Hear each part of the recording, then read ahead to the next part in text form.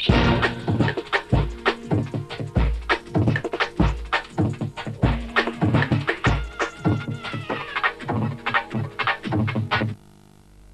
მშვიდობის და მოგესალმებით მაესტროს ეთერიდან. კვირის ინფორმატორის დღევანდელ გამოშვებაში ისევ როგორც ყოველთვის თქვენ რა თქმა უნდა შესაძლებლობა გექნებათ შეიტყოთ ძალიან ბევრი საინტერესო სიახლე სამამულო შოუ ბიზნესის სფეროდან.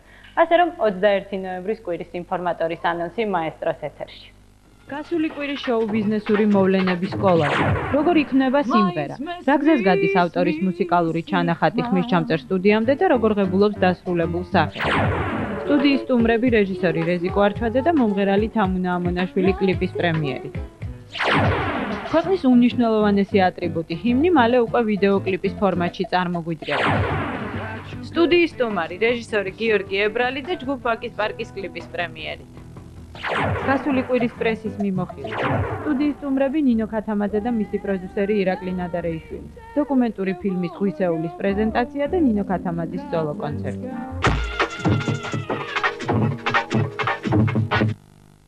მანამ სანამ ყველა ამ საინტერესო სიუჟეტს წარმოგიდგენდეთ და სანამ ჩემი სტუდიის სტუმრები შეიკრიბებიან, ჩვენ უკვე გასული კვირის ყველა საინტერესო სიახლე გავიხსენოთ ინფოკოლაჟის მეშვეობით. სტუდია სანო რეკორდში პანჩო სიმღერაზე მუშაობს. ადექი წახვედი, ასეთია კომპოზიციის სახელწოდება, სადაც პანჩოს აკომპანირება ჯგუფი ქამელეონი უწევს. ეს სიმღერა მომღერლის მესამე ალბომში შევა. ალბომს მისი თაყვანისმცემლები სულ მალე მიიღებენ. 17 ნოემბერს ხელოვნების მუშაკთა სახლში წარმატებით დასრულდა მუსიკალური მარათონი, რომლის გამარჯვებულიც ბატონი სერგო ჟვანია გახდა. ის პირველი პიანისტია, რომელიც გინესის მსოფლიო რეკორდების წიგნში მოხვდა. კომპოზიტორმა 4 დღის განმავლობაში ზეპირად 1001 კომპოზიცია შეასრულა, მათ შორის კლასიკური ნაწარმოებები, ხალხური მელოდიები და საესტრადო პოპულარული სიმღერები. კომპოზიტორის მიერ შესრულებული ნაწარმოებების ბოლო აკორდი სახელმწიფო ჰიმნი იყო. სამამულო შოუ ბიზნესის წარმომადგენელთათვის კარგად არის ცნობილი სახელი გრეგორი ჯიჯი რეჯინი, რომელიც ჩვენს დედაქალაქში რამდენიმე წელია მუშაობს და ქართველი ვარსკვლავების იმიჯზე ზრუნავს. 16 ნოემბერს ჯიჯიმ საკუთარ სალონში ფოტოგამოფენა მოაწყო, რომელშიც ახალგაზრდა ქართველი ფოტოგრაფები მონაწილეობდნენ. მაია ბარათაშვილს უკვე მზად აქვს თავისი მესამე ალბომი, რომელშიც მხოლოდ რომანსებია შესული. აქედან 8 რუსული და 1 ქართული. ალბომის ოფიციალური პრეზენტაცია ჯერ არ შემდგარა, რადგან მომღერალს სურს ამ თარიღს სოლო კონცერტით დაამთხვიოს. ჯგუფი რონდო ახალ სიმღერაზე მუშაობს, რომელიც გოგონების მომდევნო ალბომში შევა.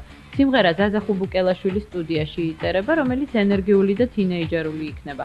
რაც შეეხება ალბომს, მასში 12 სიმღერა შევა და ის საახალწლოდ უკვე მზად იქნება.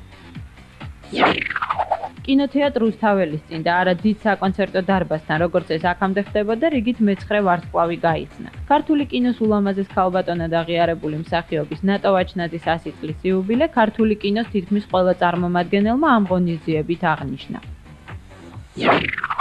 დიზაინერი ავთანდილ ცხვიტინიძე 2005-2006 წლის ზამთრის კოლექციაზე მუშაობს. ავთანდილისეულის სტილი არის პრაქტიკული, თანამედროვე და რაც მთავარია ახალგაზრდული.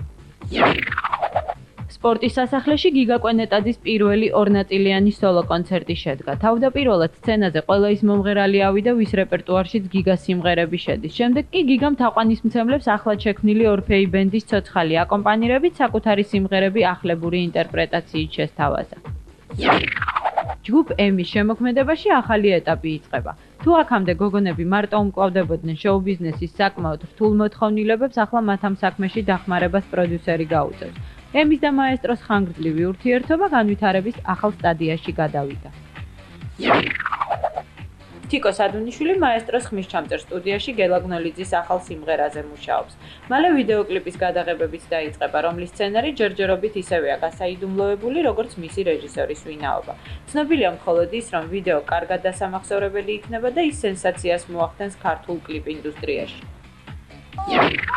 დეკემბრის თვეში ლელა წურწუმია უკვე მესამე სოლო კონცერტით გაახარებს თავის საკმაოდ მრავალრიცხოვან გულშემატკივარს. მომღერალი, რომელიც ქართველ თინეიჯერებში მყარად ინარჩუნებს საყვარელი შემსრულებლის სტატუსს, ახალი შოუ პროგრამის მოწყობა სპორტის სასახლეში 7 დეკემბერს გეგმავს. ამ კონცერტისთვის ლელა ინტენსიურად მუშაობს. ახალ რეპერტუარში რამდენიმე დუეტიც შედის. ასე რომ კონცერტზე მისული საზოგადოება ლელას გვერდზე აჩიმე ფარიძეს, რეპერ კაბუს, გურამ ლომიძეს, ჯგუფ სეიშენს ნახავს და მათ ახალ სიმღერებს მოისმენს, რომლებიც მაესტროს ხმისჩამწერ სტუდიაში ჩაიწერა. როცა გადაწყდა რომ მე და Sessions ჩაგვეწერა დუეტი, ბევრი ფიქრის მერე ისევ მივმართეთ მაიკო გაჭგაჭიშვილს. მის ხმა მიშენი სურვილის და სიცოცხლის ცხურვილის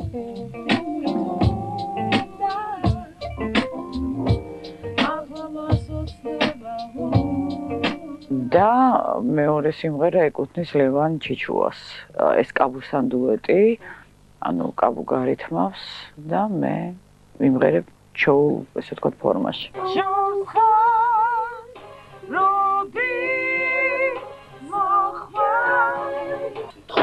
მოდი მალე უშენობამ გლავს. ცოტა ხასიათი მეც. რაღაცა მოუვიდა. ეს ერთი რვია.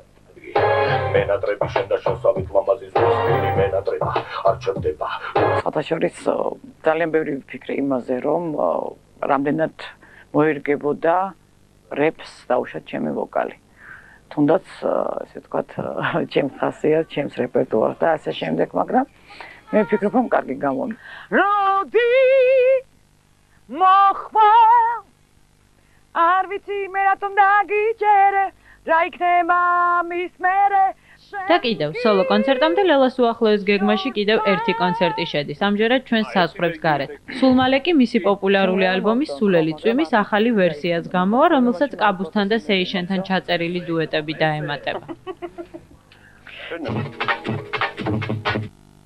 მოკლედ, ყველაზე ხშირად იმის შესახებ ვართ ხოლმე ინფორმირებული, რომ ესა თუ ის მომღერალი, ამა თუ იმ კომპოზიტორის ახალ სიმღერას წერს. შემდეგ ეს სიმღერები მომღერლების ალბომებში იბეჭდება, უმეტეს მათგანზე ვიდეო ვერსიებიც იქმნება. შემდეგ ზოგი ხიტდება, ზოგის დავიწყემას მიეცემა, თუმცა მსმენელებმა და მაყურებლებმა არაფერი იციან იმის შესახებ, როგორ იქმნება ის ნაწარმოებები, რომლებსაც ჩვენ ასე ხშირად ვისმენთ და ვუყურებთ სხვადასხვა რადიოებისა თუ ტელევიზიების საეთერო სივრცეში. მოკლედ, რა გზას გადის ავტორის მუსიკალური ჩანახატი და როგორ იღებს დასრულებული სიმღერის სახეს, ამას ჩვენი სიუჟეტიდან შეიტყობთ. მართალია მომღერლობა ქართულ მუსიკალურ სივრცეში ერთი შეხედვით მარტივ პროფესიად აღიქმება, რომელიც უმეტესად მასშტაბური კონცერტების ჩატარებასთან, ახალი ალბომების გამოშვებასა და ვიდეო კლიპების გადაღებასთან ასოცირდება, მაგრამ როგორც თავად მომღერლები აღიარებენ, მათთვის ყველა ზემოხსენებული კომპონენტი, რომელიც მათსავე პოპულარობას განაპირობებს, აშკარად შრომატევადი და რთულად შესასრულებელია. ერთ-ერთი პირველი და ყველაზე მნიშვნელოვანი, რაზეც მომღერლის პოპულარობა და საერთოდ მისი არსებობაა დამოკიდებული, მისივე სიმღერებია, რომელთა შექმნასაც როგორც ირკვევა, არც თუ ცოტა დრო და რამდენიმე მნიშვნელოვანი ადამიანის დახმარება სჭირდება. ამ ადამიანთა სიაში წარმატებით ირიცხებიან კომპოზიტორი, ტექსტის ავტორი, არანჟირების ავტორი და ზოგადად ხმისჩამწერი სტუდიის პერსონალი. საბოლოოდ კი თუ მომღერალს კარგი პროდიუსერი ან მენეჯერი ჰყავს, შეუძლია მშვიდადაც იყოს, რადგან უკვე შექმნილ სიმღერას იგი სერიოზული PR ტექნოლოგიებით შეფუთავს და მსმენელსაც ასე მიაწოდებს.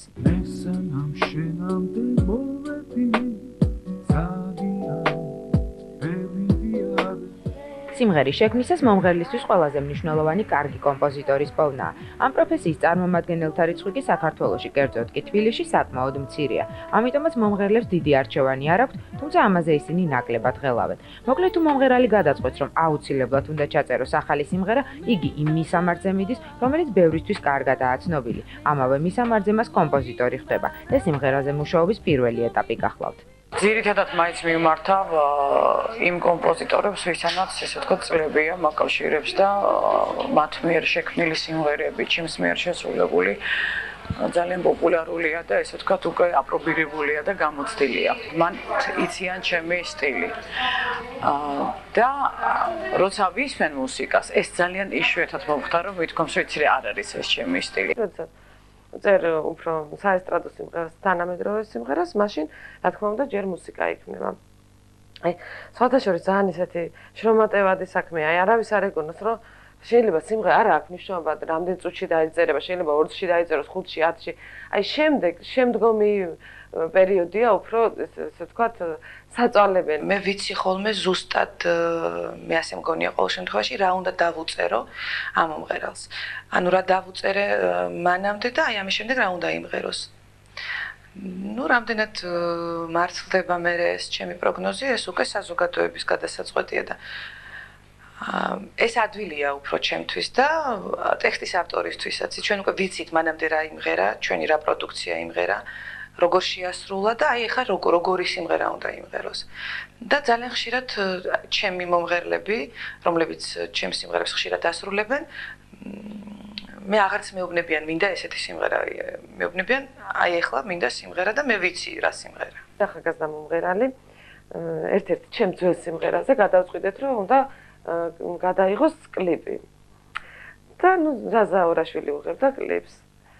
აი ბოლო მომენტში უკვე როცა თითქმის გადავწყვიტეთ, რომ გადაღება უნდა დაიწყოს, ზაზამ თქვა ესეთი რაღაც, რომ მე ამ სიმღერაზე კლიპს არ გადავიღებ.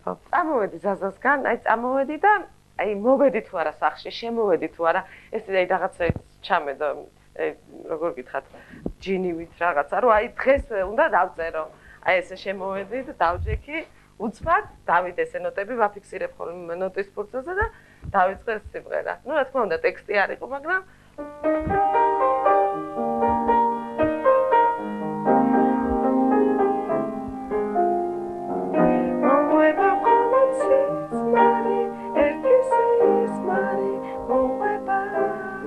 ეს შეიქმნა ეს სიმღერა.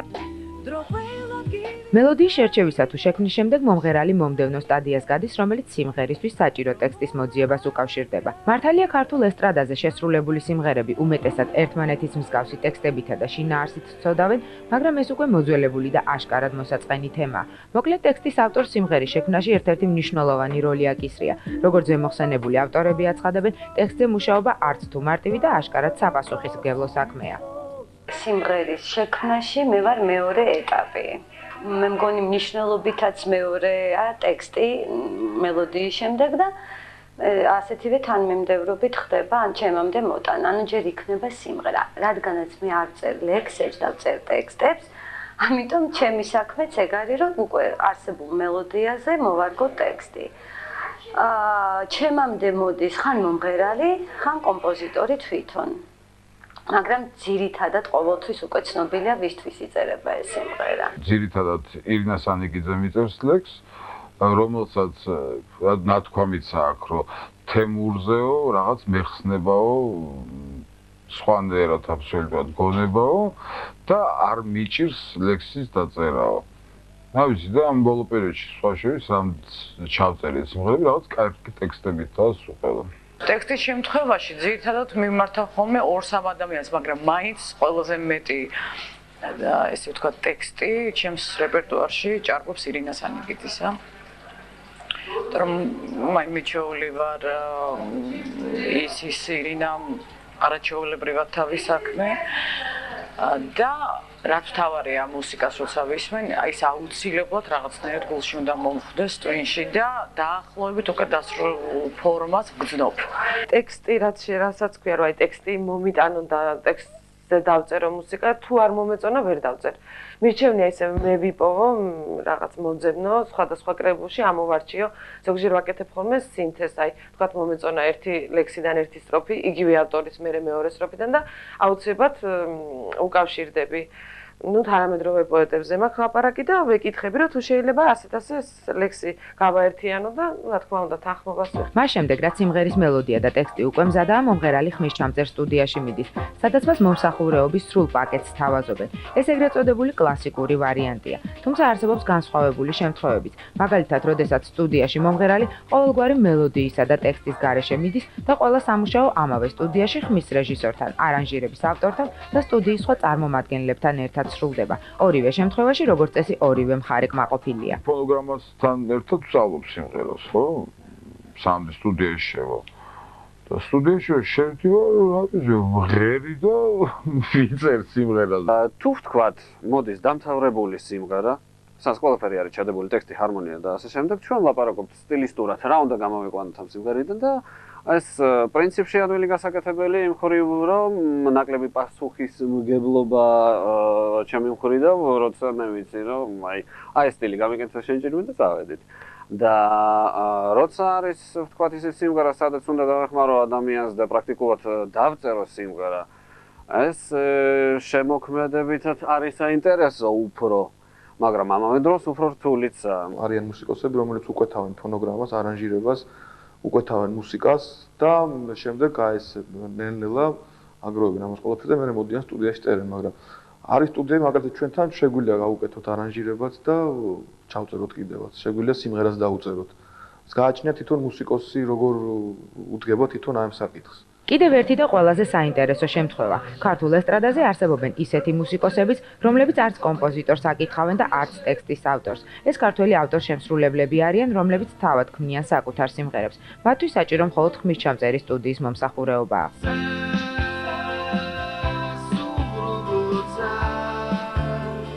ვფიქრობ ყოველთვის იმაზე, რომ დავწერო ესეთი სიმღერა, რომელიც რაღაც რეალურ ფასეულობას წარმოადგენს იმ ფონზე, რა პროდუქციაც საერთოდ იქმნება. ჩემ შემთხვევაში, ძირითადად სიმღერები იწერება ისე, რომ ან ფორტეპიანოსთან, ან გიტარასთან ერთად რაღაცას ჩემთვის ზოგჯერ ტელევიზორით ჩართული მაქვს ამ დროს ხმა გამორთული, რა თქმა უნდა, და აი რაღაცას სულ ვეძებ და უთხრა დავიჭერ რაღაც მომენტს, ანუ ამას ქვია მუზა, ალბათ ის ნოტი, რომელიც დაფრინავს და შენთან მოდის ამ შემთხვევაში. და აი ამის შემდეგ უკვე ამის დაჭერის შემდეგ რაღაცა გარკვეული ცოდნა და ოსტატობა, რასაც ქვია სიმღერის წერის, ესეც უნდა ჩაერთოს, იმიტომ რომ ამის გარეშე არ შეიძლება ადამიანმა უნდა იცოდეს უბრალოდ სიმღერა როგორ ააგოს კარგად. და ზაზა ხუციშვილთან ერთად რამოდენიმეჯერ შევცვალეთ ტექსტი. შევამოკლეთ სიმღერა, ამოვიღეთ რაღაც ნაწილი. შენში დაბადებული მუსიკა, შენში დაბადებული ტექსტი, იგივე რაც ეხება სიმღერას, იგივე არანჟირება შენ ვაკეთებ. აი ეს უფრო სხვანაირად ეს არის გენეტიკა ფაქტიურად, შენი გენეტიკა, ჩემიდან მოდის და ჩემსაც მე უფრო ადვილად გავაკეთებ, ვიდრე სხვა. მუზის სახით როცა მოდის მუსიკა როგორც ტექსტი, ეს არის გაცილებით იონი ჩემთვის. და მე ამ სიმღერაზე უკვე არანჟირების გაკეთება, ამას შესაბამისად რითმს მოუძებნი აწყობ, ვიდრე ჯერ არანჟირება რომ აწყო მე იმაზე რაღაც ტექსტი. ერთი საინტერესო დეტალი, რომელიც მომღერლისთვის ყველაზე მნიშვნელოვანია, კომპოზიტორისა და ტექსტის ავტორის ცდილობენ მელოდიისა და ტექსტის შექმნისას ის მექანიზმები აამუშავონ, რომელთა შედეგადაც შექმნილი სიმღერის გահიტება იქნება შესაძლებელი. ამასვე აკეთებენ ავტორ-შემსრულებლებიც.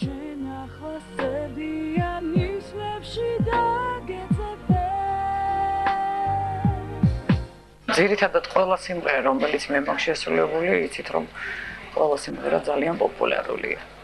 რა თქმა უნდა, აქ დამსახურება თანაბარია, როგორც მუსიკის ავტორის, ტექსტის და ასევე შემსრულებლის, იმიტომ რომ კარგი სიმღერა კარგად უნდა შესრულდეს.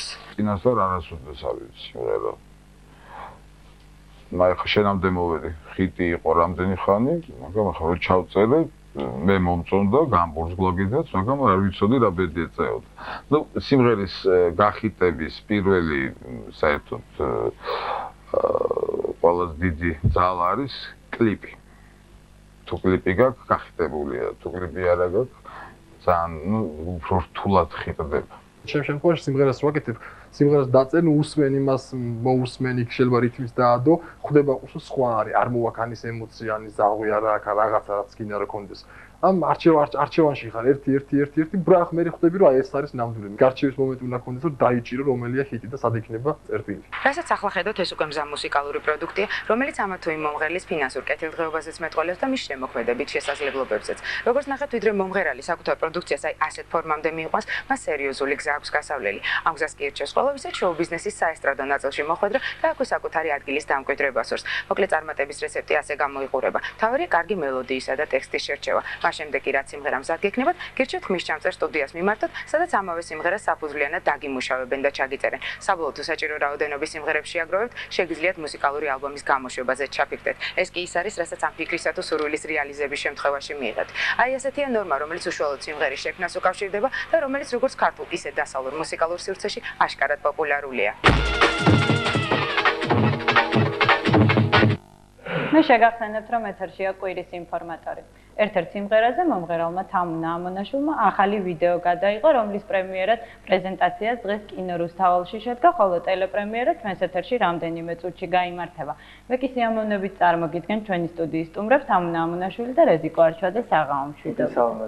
პირველ რიგში მე მინდა მოგილოცოთ ეს დიდი წარმატება დღეს პრეზენტაციაზე მთელმა შოუ ბიზნესმა ერთხმად აღნიშნა, რომ ეს მართლაც დიდი წარმატებაა და არაჩვეულებრივი კლიპია. თამუნა, მე მინდა თქვენ კითხოთ. თქვენი კლიპების რეჟისორი არის თქვენივე პროდიუსერი. ეს რატომ ხდება? იმიტომ რომ პროდიუსერმა უკეთ იცის თავის მომღერლის მოთხოვნა? არა, არა, შენი შუა შემოვიტანდი, რეზიკო არ არის შენი პროდიუსერი, უბრალოდ ის ჩემი მეგობარია, ახლობელია და რაც შეეხება პროდიუსერობას, მე ფაქტიურად არასდროს არ მყოლი, იმიტომ რომ ბავშვობა ძალიან დიდი ხანია. ეხლა ცოტა უხერხული იქნება მე რომ იყო ამის პროცესი. შეიძლება ოფიციალურად არ ერქვა პროდიუსერი, თუმცა ყველა ის ფუნქცია, რაც პროდიუსერს ეხება. ნამდვილად აი დიდ დახმარებას მიწევს რეზიკო და მას დიდი მადლობა სარგებლო შემთხვევით. რაც შეეხება რეჟისორად რატომ აირჩიეთ მაშინ ეს? რეჟისორად, იცით, უბრალოდ ძალიან მომწონს რეზიკოს ხედვა. ჩვენ ერთი კლიპი უკვე გადავიღეთ და აი საიდან იცოდით მანამდე რეზიკოს ხედვას, ანამ თქვენ და ლალი მიმართავდით? იცით, აი რეზიკოს ფაქტიურად ჩვენ მოგვმართეთ რეზიკო. ხო, ლალი მიმართა, თუ შეგიძლია გადაიღო, ჩვენ არ გქონდა ფინანსები და ლალი სთხოვა რომ თუ შეგიძლია გადაგვიღო, ცოტა არა, უფინანსეთ არის, ცოტა ნაკლებ თანხებში. ну რეზიკომ ისეთ ვიფიქრებ, მაგრამ მე მგონი შევძლებ გადაღებას. რა თქმა უნდა, ხა მე უარი ვუთხარ, იმიტომ უფრო მეტი დიდი გამოცდილება მაქვს ვიდრე ლალის ვთქვათ და ლალის ვუთხარი უარი რომ, არა იცი, მოდი ცოტა თავი შევიკავოთ, უბრალოდ მე არ ვიცნობ და ახალი ჩამოსული ვიყავი მოსკოვიდან და უბრალოდ მე არ ვიცოდი რეზიკოს შემოქმედება. მაგრამ აი რატომღაც ესე ყოველთვის თვლი რომ ყველაფერი რაც ხდება, ალბათ უფლისგან ხდება. საერთოდ თუ უფალი უშვებს ამას, ის აუცილებლად შემთხვევით არაფერი არ ხდება და აი ზუსტად ეს ტანდემია, რომ რაღაც შემთხვევით არაფერი არ ხდება. ალბათ უნდა მომხდარიყო. ალბათ. აი ვამაყობ, რომ უბრალოდ ჩვენი იდეები, ჩვენი თვალთა ხედვა, ყველაფერი ერთმანეთს ემთხვევა. და ну რა თქმა უნდა არსებობს ძალიან დიდი კამათის გარეშე ალბათ არც არსებობს არანაირი საქმე, თუნდაც აი შემოქმედება და გამომდინარე აქედან ბოლოს რაღაც რეზიუმეს ყოველთვის ვახცევთ. ну ჩვენ შემთხვევაში დეტალურად როგორ ხდება ეს პროცესი, როგორ მიმდინარეობს, რომ რეპერტუარში არსებული სიმღერიდან გამომდინარე წდება, როგორი კლიპი უნდა გააკეთო, თუ ჯერ მოდის კლიპის იდეა და მე სპეციალურად იქნება სიმღერა. როგორ არის? ამ შემთხვევაში ხო, ну ორივე შემთხვევაში, წინა კლიპზე და ამ კლიპზე, ну თან უნდა მოგცამე სიმღერა და იმ სიმღერაზე უკვე რაც იყო, იმაზე შევქმენი. მე იქ არ მქონდა ალტერნატივა არჩევის და სერცევის. ეხლა რომელზეც ვიღებთ ის სიმღერა, დაჟე ვთქვა ჩემი სახელი რა არის, იმიტომ მე თვითონ ავარჩიე და მე თვითონ შევარჩიე სიმღერა და იმაზე როგორც კი მოვისმინე, მომივიდა იდეა და რომ მოუყევი მოეწონა თამუნებს და ნუ ჩაწერა და ეხლა ახლა მომავალში გადავიდეთ. განხორციელება ძალიან ბევრი დრო არის ხო რეზიკო. ჩვენი საუბრის პარალელურად თან ნახოთ კადრები, რაც პრეზენტაციაზე ხდებოდა. პარალელურად ვისაუბროთ. მე მაინტერესებს რამდენად დამჯერი მსახიობია თამუნა ამონაშვილი გადასაღებ მოედანზე. რომ გითხრათ დამჯერია, ნამდვილად არ არის დამჯერი. ძალიან მომთხოვნია. ეხლა ერთი თვალი იქ თავaks ერთი თქვენკენ. და ну აი ძალიან მომთხოვნია. ძალიან და ყოველ შემთხვევაში მინდა შეგაქვთ რეჟისორ პროდიუსერის ნამუშევარში დირექტორი. მე დირექტორის გარეშე ალბათ ვერ ვიარსებობდი ჩემს შემოქმედებაში, ვარ ძალიან შეუვალი, ძალიან მომთხოვნი ჩემს საქმეში. მე ვაღიარებ რომ როდესაც ხარ პროფესიონალი, აუცილებლად მომთხოვნი ხარ, თუ არ ხარ მომთხოვნი, უბრალოდ ვერ მიაღწევ პროფესიონალის. აი თამუნას რაც კიდე ნუ კაი იყოს, არასდროს არ გამოხატავს თავის აფრთოვანებას, აი რომ ეს მომეწონა, ყოველთვის თავს შეკავებული, იმიტომ რომ მეც უფრო მეტი სტიმული მეძლევა, რომ უფრო და უფრო უკეთესი გავაკეთო, რომ ამის მოწონება დავიმსახურო, ნუ დღეს ვერ დავიმსახურო. არა, რატო რეზიკო ძალიან დიდი მადლობელი ვარ შენიდან. ძალიან თვალშისაცემია მრავალფეროვნება თქვენი ჩაცმულობის. თქვენივე თავის დიზაინერი თავად ხართ მუშაობ კლიპში, ხო? არა, მუშაობდა მე დიზაინერი მყავდა, ეს არის სალომე ტყაბლაძე, უნიჭერესი ადამიანი და ძალიან მშვიდი ადამიანი, რომელიც ძალიან დიდ ენერგეტიკას მაძლევდა. იცით, აი მე ვთვლი რომ ეხლა ასე თუ ისე თითქმის ყველა მიცის რომ მე კერავ გზო, მე ვქნი ჩემთვის მე ჩემი თავის დიზაინი თითქმის ცხოვრებაში, ყოველდღიურობაში მე ვარ. მაგრამ მე ვთვლი რომ იცი რუსეთ რაღაცას აკეთებ განსაკუთრებულს და განსხვავებულს, იქ აუცილებელია განსაკუთრებული ხედვა. სხვანაირად შენგან განსხვავებული ხედვა. მე ყოველთვის ვთვლი აუცილებლად რომ როდესაც კლიპს ვიღებ, არა იქ აუცილებლად რაღაც სხვა ხედვა უნდა შემოვიდეს ჩემ შემოქმედებაში. ამის გარეშე უბრალოდ ვიქნები ისევ ის რაც ვარ და ამიტომ მირჩევნია სხვა ხედვა იყოს. ძალიან ეფექტური ობიექტები გაქვთ გამოყენებული გადაღებით, რომ სადაც მიმდინარეობდა გადაღება მიმდინარეობდა ეს კაფე პარკ ნოანოაში, მე მიმდინარეობდა კუსტბაში, ეს ტბა რომ არის, სადაც ახლა მაყურებელი იხილავს, ეს არის შუა ტბაში ჩადგმული ლოგინი, ასე მიმდინარეობდა. სხვა თვეს ჩემს დაბადების დღეზე დაიწყო გადაღება. სიმბოლური გადაღება. საჩუქარი, ყველაზე დიდი მოგონებია. ეს იყო გადაღება და იმ დღეს დაუნხოეს სპეციალურად მე მიმდინარეობდა ბაკურიანში და მიმდინარეობდა აი ეს ექსპერიმენტი, სადაც ჰქონდა ერთი დუბლი. საშუალო ილუმინატორი ხო ის რომ გაფუჭებული იყო თან 8 ტონა წყალი იყო ნუ აი ყველანაირად შეიძლება რომ გაფუჭებული იყო და გაიგზარა უკვე სანამ გადავიღებდი ნუ აი როგორ გითხრა აი უფალს დიდი მადლობა რომ ეს ყველაფერმა კარგად ჩაიარა და ვიღებდი 3 კამერით და ერთ დუბლის საშუალება იყო ყველაფერში ნუ აი რა ვიცი ყველაფერმა კარგად ჩაიარა სადაც დავაგეთ ასფალტები და დიდი მადლობა ყველა იმ ხალხს ხა აღარ ჩამოწვი ვინც ამ ყველაფერში გვერდში დაგვიდა ჩემი მეგობრები და თამონას მეგობრები ფინანსურად რომ აი განვახორციელოთ ეს ყველაფერი იმიტომ რომ დღეს ნამდვილად არის საჭირო თანხა რომ გააკეთო რაღაცა ისეთ სერიოზული არსებობს თანხა უკაცრავად გაწყვეტნებს აი თვითის ნიჭიერებაც ხშირ შემთხვევაში იკარგება და სხვათა შორის ფინანსებიდან გამომდინარე ნაკლებად ნიჭიერი ყოველთვის უფრო ტივტივდება ზევით ეს ძალიან დასანანია ალბათ ამ ქვეყანაზე მაგრამ ჩვენ ნუ გადაუხვევთ თემას კონკრეტულად სიმღერის შესახებ ვისია სიმღერა ტექსტი არანჟირება და ასე შემდეგ ავტობადოაშვილის არანჟირებას თვით ავტობადოაშვილის ტექსტი გახლავთ ირინა სანიკიძის ну, მე ძალიან მიყვარს ეს სიმღერა მომწონს ასე ვთქვათ.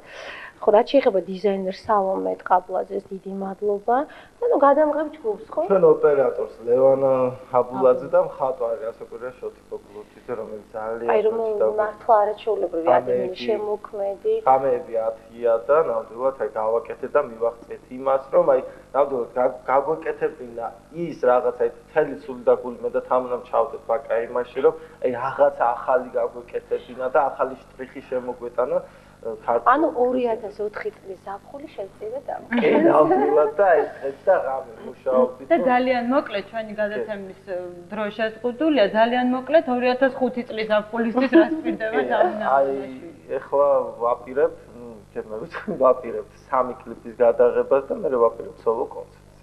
ძალიან სასიამოვნო და ძალიან დიდ წარმატებებს გისურვებ და დრო ვნახოთ კლიპი, იმიტომ რომ შემდეგ უკვე გვიანი იქნება. მადლობა.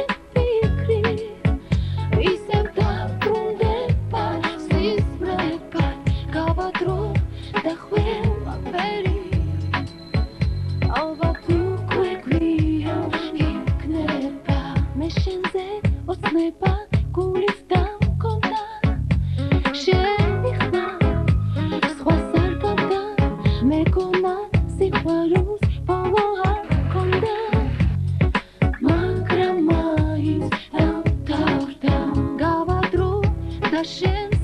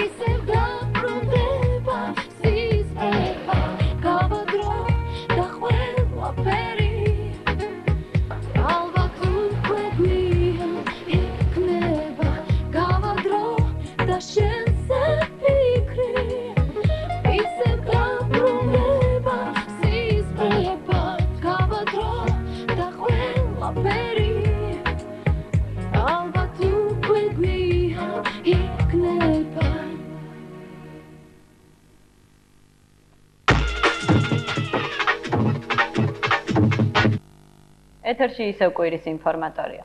სამწუხაროდ იყო დრო, როდესაც ჩვენი ქვეყნის ისეთი მნიშვნელოვანი მონაპოვარი, როგორც ქვეყნის სახელმწიფო ჰიმნია, თითქმის არავინ იცოდა. გამონაკლისი მხოლოდ სპორტსმენები იყვნენ, რომლებიც იძულებით აღებდნენ პირს, როდესაც საქართველოს სახელისთვის საზღვრებს გარეთ იბრძოდნენ.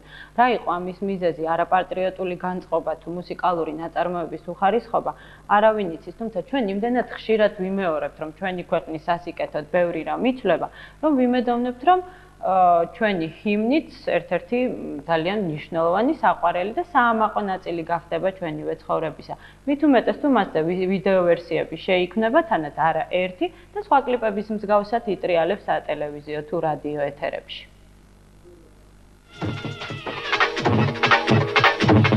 სახელმწიფო სიმბოლიკის ერთ-ერთი მნიშვნელოვანი ატრიბუტის ჰიმნის ახალი ვერსიის შექმნას ქართული მედია სერიოზული ხმაურითა და კრიტიკით შეხვდა. ამის მიუხედავად პოეტ დავით მაღრაძის ლექსზე, რომელშიც აკაკი წერეთლისა და გალაქტიონის პოეზიის ამოკითხვა არავის გასჭირვებია და იოსებ კეჭაყმაძის მელოდიაზე, რომელიც ფალიაშვილის ორი ოპერის გაერთიანების საფუძველზე შეიტხსა, საქართველოს ახალი ჰიმნი მიიღო. პრეზიდენტმა სააკაშვილმა ახალ ჰიმნზე ვიდეო ვერსიის შექმნის საკითხიც დასვა, რომელზეც ამჟერად რეჟისორი გიორგი ებრალიძე მუშაობს.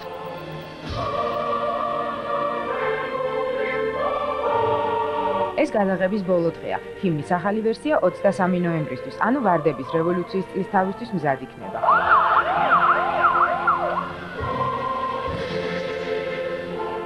მართალია სახელმწიფო ჰიმნს, ისე როგორც გერბს მედიის სერიოზული რისხვა დაატყდა თავს, სამაგიეროდ ქვეყნის სიმბოლიკაზე ასეთივე რეაქცია სახელმწიფო სტრუქტურებიდან არავის ქონია. მოკლედ დავა იმაზე, რომ ახალი ჰიმნი, როგორც მელოდიურად, ისე ტექსტობრივად რთული და სამახსოვრებელია, მალევე შეწყდა. მეტიც მის შესასრულებლად საქართველოში სასწრაფოდ გამოიხმეს ცნობილი ბანი პაატა ბურჭულაძე, რომელმაც არამხოლოდ ჰიმნი შეასრულა, არამედ მასზე შექმნილ ახალ ვიდეო კლიპში მონაწილეობა და საქართველოსთან გამგზავრებაც კი მოასწრო.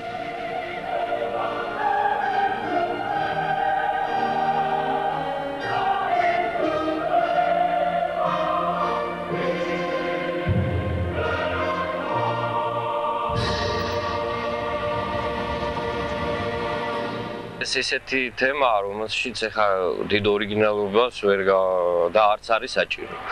ეს არის ფაქტიურად დოკუმენტურად ოღონდ რაღაც მხატვრული ფორმების, ანუ რაღაც ჰიმნის მუსიკალურ საფუძველზე აწყობა რაღაც დოკუმენტალური კადრების, რომლებიც აი ამ 1 წლის განმავლობაში ძალიან ბევრი იყო.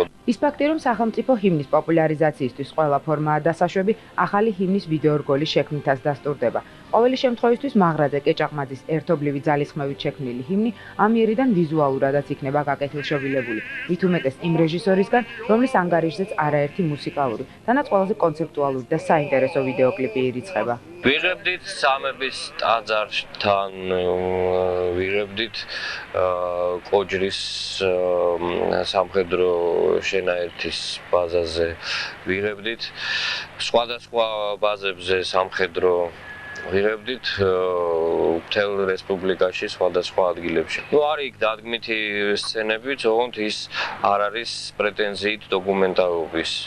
გადაღებების ბოლო დღეს კლიპის გმირები საპატრულო პოლიციის თანამშრომლები აღმოჩნდნენ. სხვადასხვა მათი ეგრეთ წოდებული სამსახიობო შესაძლებლობები ბოლო დროს რამდენიმე მუსიკალურ ვიდეორგოლშიც კარგად გამოვლინდა და რადგან საპატრულო პოლიცია, ისე როგორც არაერთი სხვა სიახლე, ახალი ხელისუფლების სერიოზული მონაპოვარია, ამიტომაც ჰიმნზე გადაღებულ ვიდეოში პოლიციელების მოხვედრა გასაკვირი არავისთვის ყოფილა. ამ კლიპში მე ვფიქრობ, რომ რა სიუჟეტებსაც ჩვენ ახლა უყურებთ, ყველაფერმა იყოს ასახული, რაც ერთი წლის განმავლობაში მოხდა. და თქვენ უყურებთ, ჩვენი საპატრულო პოლიციის ბიჭები, რომლებიც ერთი წელია რამოდენიმე თვეა თავის საქმიანობას ძალიან კარგად აკეთებენ, ასრულებენ. სახელმწიფო ჰიმნი ჟღერს სულ რაღაც წუთი და 10 წამი დაახლოებით. მაგრამ ჩემ ვერსიაში მას რაღაც თავში შესავალი აქვს და ბოლოში ფინალი და ამიტომ სადღაც წუთნახევარი იქნება.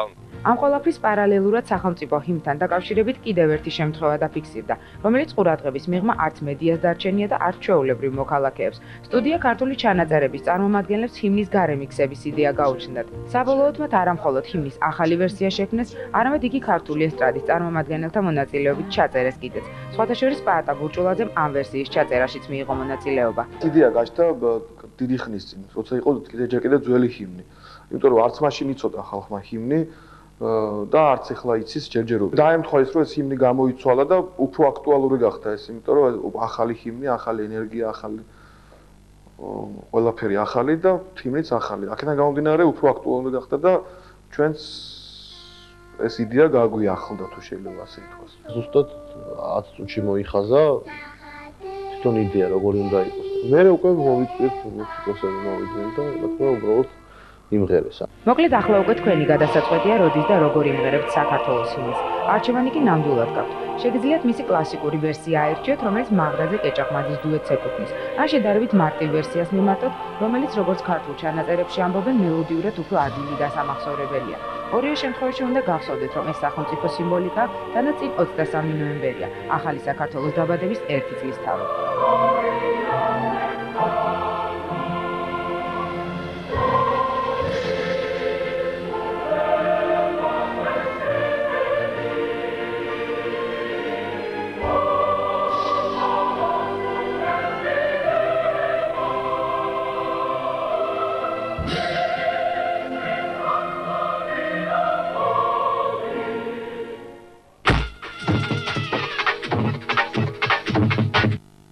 ჩვენ ახლა სტუდიაში მხოლოდ ჰიმნზე არ ვისაუბრებთ, ჯგუფ ვაკის პარკის კლიპის კიდევ ერთი კლიპის პრემიერა შედგება, ამიტომ მე სტუმრად ყავს ტელერეჟისორი ბატონი გიორგი ებრალიძე, რომელიც ერთდროულად არის სახელმწიფო ჰიმნისა და კლიპ ვაკის პარკის კლიპის რეჟისორი. საღამომშვიდობის. საღამომშვიდობის. სანამ კონკრეტულად გადავალთ კლიპზე, მე მინდა უფრო დაწვრილებით გვიამბოთ ჰიმნის შესახებ. ვისგან წამოვიდა შემოთავაზება, ვინ გადაწყვიტა, რომ უნდა გაკეთებულიყო ვიდეო ვერსია ჰიმნის, ვისი იდეა იყო, რომ პაატა გურჭულაძეს უნდა იმღერა და ყველაფერი მოკლედ დაწვრილებითი ინფორმაცია. პრინციპში იდეა წამოვიდა ხელისუფლებისგან ალბათ და ძალიან სწორიც არის, რადგან ამდენი ხანი რაღაცნაირად იგნორირებული იყო ეს თემა. აბსოლუტურად გეთანხმებით შესავალში რაც ითქვა, რომ არავინ არ იცოდა არც ტექსტი ჰიმნის, არც მელოდია და ეს ჩანდაკიდევაც. და არც აინტერესებდა და ეხლა გვაქვს ახალი ჰიმნი და კარგი იქნება თუ იგი ყველას ეცოდნება. შესაძლებლობაც რომ შევიყვაროთ ის. ხო და ალბათ ძალიან სწორი გადაწყვეტილება იყო, რომ პოპულარული ფორმებით ეს ჰიმნი მივიტანოთ ხალხამდე, რომ შეუყვარდეს. ამიტომ იყო ესეთი იდეა, რომელიც პრეზიდენტისგან მოდიოდა, რომ გაკეთდეს ამ ჰიმნის სხვადასხვა ვერსიები. ისეთი ვერსიაც სერიოზული, რომელიც მე გავაკეთე, ანუ კლასიკური ვარიანტი და უფრო პოპულარული ვარიანტი, რომელსაც პოპულარული შემსრულებლები შეასრულებენ. და რაც შეეხება პირადად ჩემთან, აი ეს დაკვეთა ჩემამდე მოიტანა გაახმაურა ზაზა შენგელიამ და მეხმარებოდა აი ამ ორგანიზებაში აი ამ პროექტის. ასე რომ მე ვთვლი რომ ძალიან ბედნიერი ადამიანი ვარ, რადგან ყველა ქვეყანაში ვამბობდი ამასინათ, რომ ჰიმნი აქვს მიღებული საუკუნეობით და იციან ეს და ჩვენთან ეს ყველაფერი ხდება დღეს. თქვენი მეშვეობით ეხება საფუძველი. მე მაქვს ამის ბედნიერება, რომ დღეს გავაკეთო საქართველოს ახალ ჰიმნზე ვიდეო ვარიანტი. აი ძალიან ისეთი მომენტია. მნიშვნელოვანია და ალბათ ორმაგად საპასუხისმგებლად ხარ. რა თქმა უნდა, როცა ესეთ რამეს განდობენ, იქ გამორიცხულია ლაპარაკი იმაზე, რომ თქვენს პროფესიონალიზმში ეჭვი არავის ეპარება და ალბათ დირექტივებსაც არავინ შეიტანდა, მაგრამ მაინც თუ იყო რახან ეს სახელმწიფო ჰიმნია, თუ იყო რაღაცა ისეთი, რაც დაგევალათ, რომ აუცილებლად უნდა გაგეთვალისწინებინათ. იცი რა არის, როცა ესეთ რამეს აკეთებ, ეს არ არის მხოლოდ ჩემი საქმე, ეს არის სახელმწიფო საქმე, რომელიც გარკვეულწილად წარმოადგენს სახელმწიფო პოლიტიკას, სახელმწიფო იდეოლოგიას და ეს ესეც უნდა იყოს. ამიტომ ესეთ საქმეში, რა თქმა უნდა, უნდა გაითვალისწინო ყველა ის წინადადება, რომელიც მოდის ზევიდან. ეს არ არის ცენზურა, ეს არ არის ჩარევა, ეს არის ერთობლივი ნამუშევარი. ამიტომ მე ძალიან ბევრი რამ გავითვალისწინე, რაც იგივე პრეზიდენტის იდეა იყო, მაგალითად, რომ კლიპის დაწყება, როგორ უნდა დაწყებულიყო ის და რა თემებზე უნდა ყოფილიყო გამახვილებული ყურადღება. მე ეს ყველაფერი გავითვალისწინე.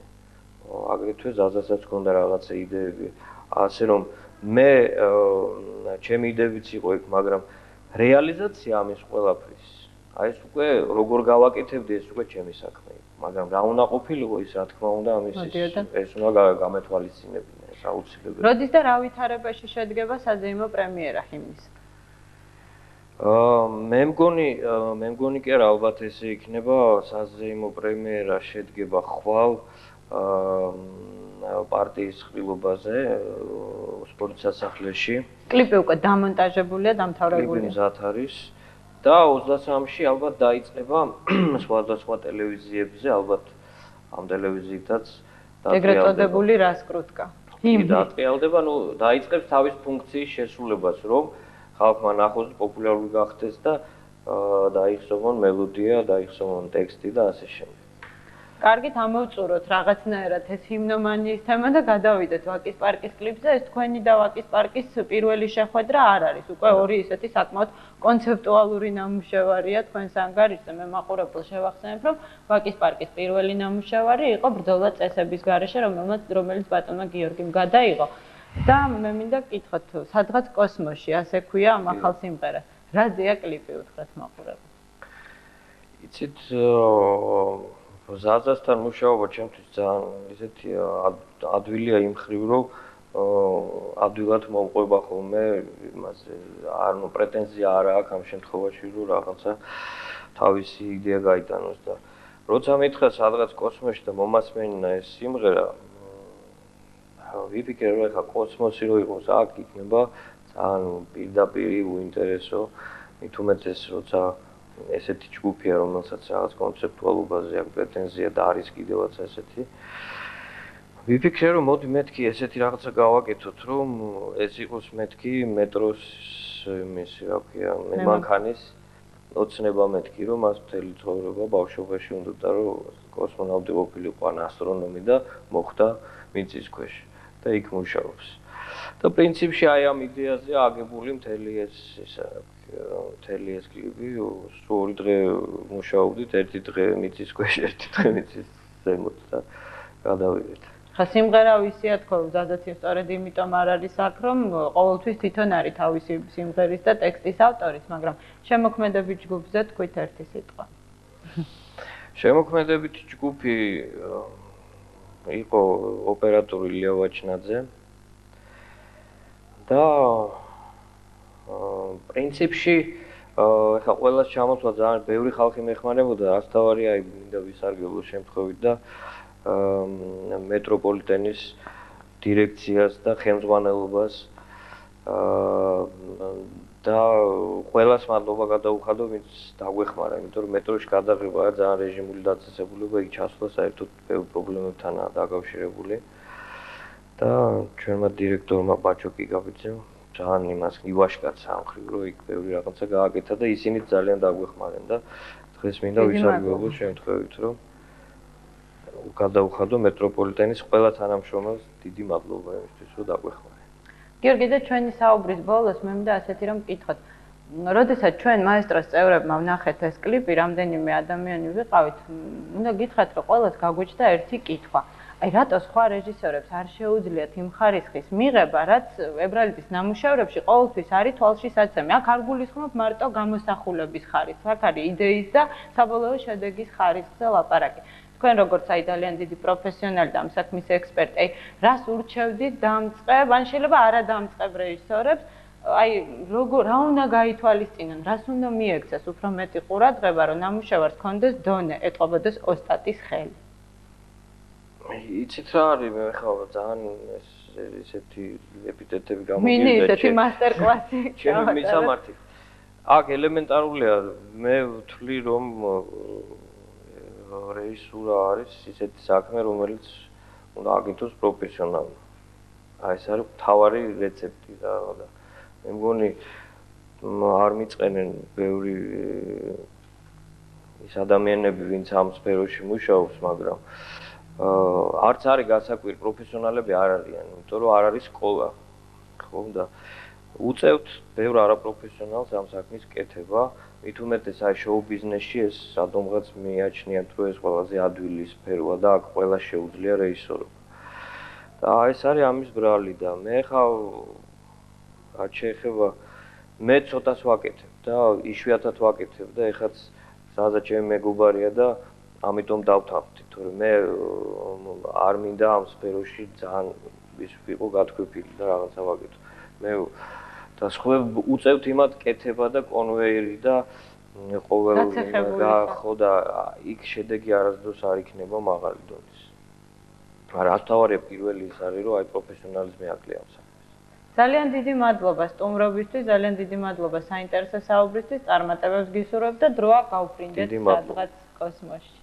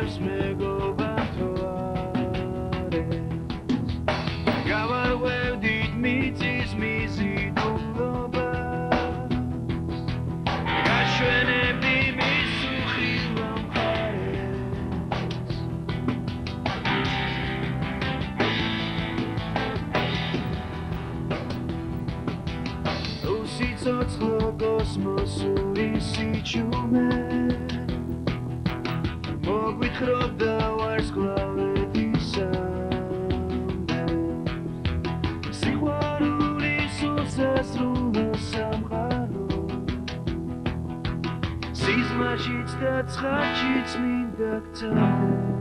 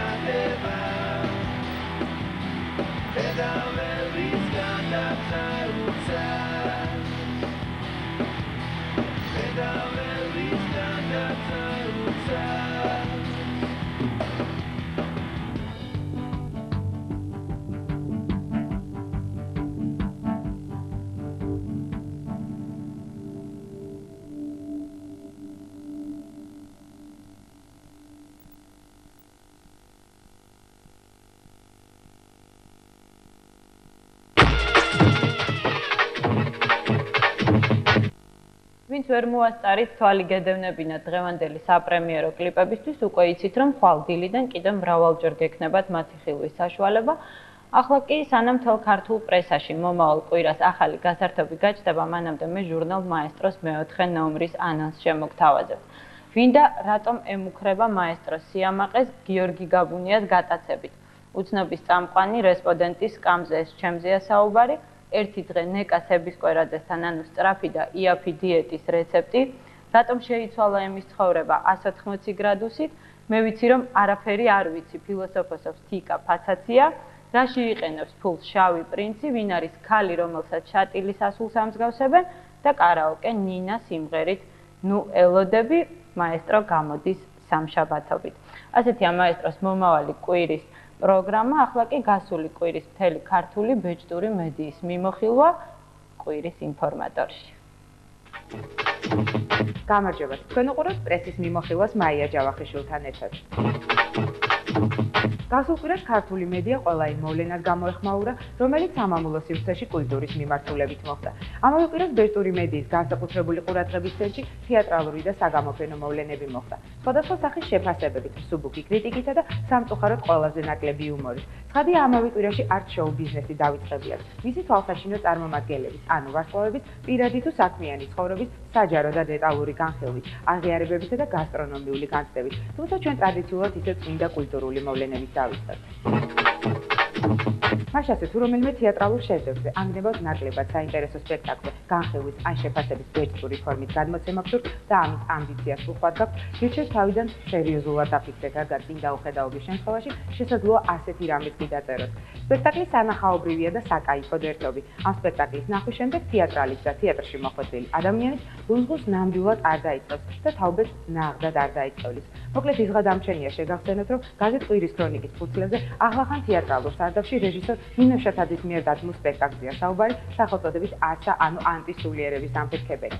რეჟისორს როგორც ჩანს დარბაზისა და სცენის გამთლიანება სურდა. ამ ტექსტს ამავე სტატიაში წაიკითხავთ. როგორც ჩანს ავტორს თვალსაჩინო რჩება ერთი ძალიან სერიოზული დეტალი, ერთად ის რომ თეატრალურ სარდაფში მისივე დაარსების დღიდან დარბაზსა და სცენას შორის მუდმივი კონტაქტია. ანუ თუ შემოსაზღვრულ სცენას ეძებს, გვერდმონებს ყოველად გაირჩევით. სხვათა შორის ამავე თეატრში მაყურებელსა და დარბაზს შორის მუდმივი კონტაქტია, რაც სარდაფის სპექტაკლებისთვის სამარკო ნიშნად ითვლება. და ბოლოს ავტორი იმასაც ასკვნის, რომ ამავე თეატრში წარმოდგენილი аса ილიკო სოფიშვილის კი არა, ნინო შოთაძის ასაა.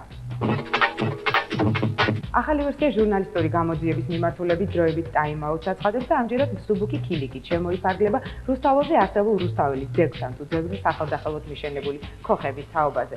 ამავე გაზეთში არანაკლებ საინტერესოა სვეტის სახელწოდებით ნოემბრიდან ნოემბრამდე. მართალია მისი ავტორი ულწრფელად იმასაც აღიარებს, რომ ასეთი ტიპის სვეტს იგი მხოლოდ და მხოლოდ საახალწლოდ წერდა ხოლმე, მაგრამ ამჯერად ნოემბრის პროცესებმა, ანუ რევოლუციის ღირსშესანიშნაობამ თურმე ახალი წელიც კი დაჩაგრა.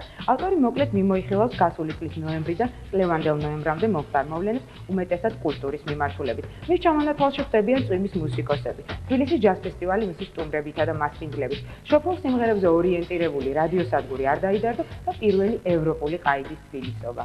სხვათა შორის სვეტის ავტორი აშკარად ყურადღებით უყურებს ტელევიზორს. სტუდია მაესტრომ ირაკლი ჩარკვიანზე მთელი ეპოპეა გადაიღო. აქაო და დასავლეთში MTV-ს აქვს დოკუმენტური სერიალი ოზი ოსბორნისა და მისი ოჯახის შესახებ, ქართველებსაც ყოფს ასეთი გრანდიოზული მუსიკოსიო. მოკლედ ავტორის აზრით, რევოლუცია იგრძნობა ყველგან და ყველაფერში, ავტობუსებში, საპატრულო პოლიციასა და დღესასწაულებში, მაგრამ კულტურაში ჯერჯერობით სამწუხაროდ არა. საბოლოოდ ჯერ მხოლოდ და მხოლოდ ერთი წელია გასული, რაც საქართველოში ვარდის კულტი დანერგეს. სწორედ ერთი წლის თავზე ახსენდება ბეჭდურ მედიას პრეზიდენტის საინაუგურაციო ცერემონიალის მთავარი რეჟისორი ავთანდილ ვარსიმაშვილი. შეგახსენებთ, რომ წელს 23 ნოემბერს დაგეგმილი საზეიმო ღონისძიების რეჟისორიც სწორედ იგი იქნება. როგორც ახალმა თაობამ გაარკვია, თურმე მიხეილ სააკაშვილის პირად რეჟისორად მონათული ავთანდილ ვარსიმაშვილი კვლავ ჯიუტას აგრძელებს პრეზიდენტის გვერდის დგომას და ვარდების რევოლუციის წლისთავისთვის რეჟისორობაზეც არ ამბობს სულაც. იგი თურმე სიამაყით აღნიშნავს, რომ პოლიტიკური ღონისძიებების დადგმაში მხოლოდ და მხოლოდ ახალი ხელისუფლების მოსვლის დროიდან ჩაერთო და მანამდე ვერავინ გაიხსენოს მის მიერ დადგმულ თუნდაც ერთ პოლიტიკურ ღონისძიებას. თუმცა წმინდა შემოქმედებითის გარდა ამჯერად რეჟისორს ფინანსური ნაწილის არანაკლებ აღელვებს. დიდი სიამოვნებით ავიღებდი ჰონორარს თუ მომცემდნენ, აცხადებს იგი. როგორც რეჟისორი ირწმუნება, იგი მედიას აუცილებლად გაუმხელს იმას, გადაუხდიან თუ არა მას თავისი შრომის საფასურს. ისე შრომის საფასურის რა გითხრათ, მაგრამ თუ ელიტარულ ქრონიკას დაუჯერებთ, ვარსიმაშვილი უკვე დააფასა პრეზიდენტმა სააკაშვილმა, თანაც მისსავე დაბადების დღეზე, რომელიც რეჟისორმა თავისუფალ თეატრში აღნიშნა. თანაც მას სააკაშვილი არ დაუპატეჟია პრეზიდენტს, მისი დაბადების დღე ისედაც კარგად ახსოვდა. იუბილეასთან მან 1 საათი დაჰყო და საშუქრად კალმისტარიც კი უსახსოვრა.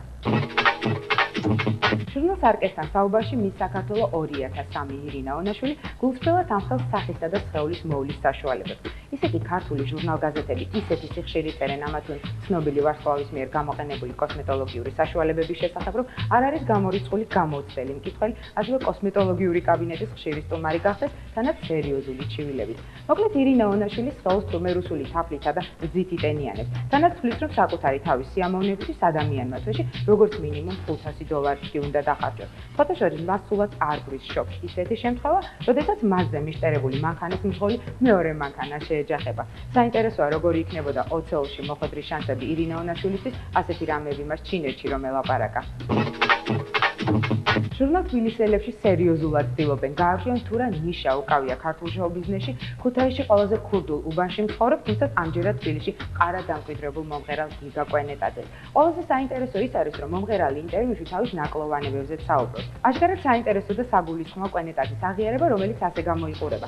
ასობგერა ლუზზე სერიოზული პრობლემები მქონდა. ქუთაისურად ვარდილებდი. ამიტომაც ლოგოპედთან დავდიოდი. 1 წელი ვიარე და შედეგიც მივიღე. ალბათ კარგია, როდესაც ასეთ რამეებზე საჯაროდ საუბრობენ და ამაში გასაკვირი პრინციპში არც არაფერია, რადგან თუ ასე გაგრძელდა, ქართულ ესტრადაზე არა მხოლოდ ლუსა და დანარჩენი თანხმოვნების შერბილებას გადაეჩვევიან, არამედ ზოგიერთი მე თავმოყარეობასაც კი შეიძებს. სხვათა შორის კვენეტაძე თურმე პროფესიით ჟურნალისტი ყოფილა, მოწოდებით კი ყოფილი ბირჟავიკი. თანაც სიმღერა ვერ შეგელები, მან თურმე ზასტაველი გოგონას სიყვარულს მიუძღვნა. შეგახსენებთ, რომ ეს არის ერთგვარი უბანი ქუთაისში. აი ესეთია კვენეტაძის აღიარება მისივე საავტორო კონცერტისთვის. ასეთი იყო პრესის მიმოხილვა კვირის ინფორმატორის ეთერში. მომავალ კვირას ჩვენ ისევ შევხვდებით ამავე რუბრიკაში. ნახვამდის. კვირის ინფორმატორის დღევანდელი ტელეპორტრეტის გმირად ჩვენ მსახიობი ბაია დვალიშვილი შევარჩიეთ და არა მხოლოდ იმ მიზეზით, რომ ის მსახიობია. ხელოვანთა ოჯახში გაზრდილ ქალბატონს, რა თქმა უნდა, მშობლებისგან გენეტიკურად დაყვა შემოქმედებითი ნიჭი. ის დღეს აქტიურად მოღვაწეობს სარდაფის თეატრში, თუმცა ამ თეატრის მაყურებლებმა თითქმის არაფერი იციან მის სხვა გატაცებებზე, რომლებზეც თქვენ ახლა ჩვენი სიუჟეტიდან შეიტყობთ. თეატრალურ სარდაფში და ზოგადად ქართულ თეატრალურ სივრცეში მასზე როგორც კარგ მსახიობზე, მეტიც როგორც პროფესიონალზე ისე საუბრობენ. თანაც არა მხოლოდ რეჟისორები, არამედ მსახიობები, რომ არაფერი ვთქვათ მაყურებელზე. თუმცა თავად ხშირად შენიშნავს, რომ არც თუ ბევრი როლი აქვს ნათამაშები და ხანდახან მათი სახელწოდებებიც კი ავიწყდება. ბაია დვალიშვილი მარინა თბილელის, რომელიც მაყურებელს კავკასიურ ცარცის წრეში შესრულებული ნათელა აბაშვილის გმირითა და არაერთი საინტერესო კინოროლით ახსოვს და აკაკი დვალიშვილის, ანუ ცნობილი ხელოვანების ოჯახში გაიზარდა. შორის თეატრის კულისებთან ბავშვობიდან არაერთი წელი აკავშირებს და როგორც ასეთ შემთხვევებში ხდება ხოლმე მისი მსახიობობაც ერთმა მარტივმა, თუმცა ძალიან მნიშვნელოვანმა შემთხვევამ გადაწყვიტა. ამ ყველაფერში კი ყველაზე მეტად დიდი მაესტროს, მიხეილ თუმანიშვილის ხელი ერია. მე რომ მე-10 კლასში ვიყავი, დედაჩემი შეხვდა ბატონ მიშა თუმანიშვილს. სადღაც იყვნენ წვეულებაზე ერთად და ბატონო მიშა მომიკითხა უბრალოდ ვინაიდან ნუ ახლა მე ვიზრდებოდი ამ წრეში და ყველა მიცნობდა და ნუ მეტნაკლებად ახლა აინტერესებდათ რა გზას დავადგებოდი და დედაჩემმა თქვა არ ვიციო არ ვიციო ხა მე-10 კლასში არისო და ჯერო არ გადაუწყვეტიო და ბატონო მიშამ სხვა შორის ძალიან ისეთი ჭკვიანური აზრი მიაწოდა თქვა რომ აიო ჩემიო ქალიშვილიო ლიკაო აქამდეო საყვედურობსო რომ მეო აი შენ თეატრში არ გამიშვიო და მოდიო ბაიამაც რომ არ გისაყვედუროსო და ამ საყვედურები ტვინი არ წაგიღოსო მაშინ აყალიბებდა კინომსახიობთა თეატრს მოვიდესო იაროსო რეპეტიციებზეო მეო ცოტა-ცოტას დავაკავებო ცოტა-ცოტასო რაღაცნაირადო ეპიზოდებშო და თვითონ ნახავსო თუ მოუნდება ეს საქმეო ხო ისედაც გაყვება და თუ არაო ყოველ შემთხვევაში სასაყვედურებელი მე მთელი ცხოვრება არ იქნებაო ეს იყო ყველაზე დიდი სკოლა ყველაზე ბედნიერი ხანა ყველაზე საინტერესო როცა მე ჩემში აღმოვაჩინე თეატრი იმიტომ რომ მე თეატრში ვიზრდებოდი არადა მსახიობობის გარდა ბაია დვალიშვილს ქორეოგრაფიაც არანაკლებ აინტერესებდა თუმცა საბოლოოდ მოცეკვავის პროფესიის ნაცვლად მხოლოდ თეატრალურ როლებს დასჯერდა სხვათა შორის იგი ოჯახის ინიციატივით ფორტეპიანოზე შეიყვანეს თუმცა კლავიშები და ბგერები მისთვის მხოლოდ სანოტე ფურცლებზე დარჩა.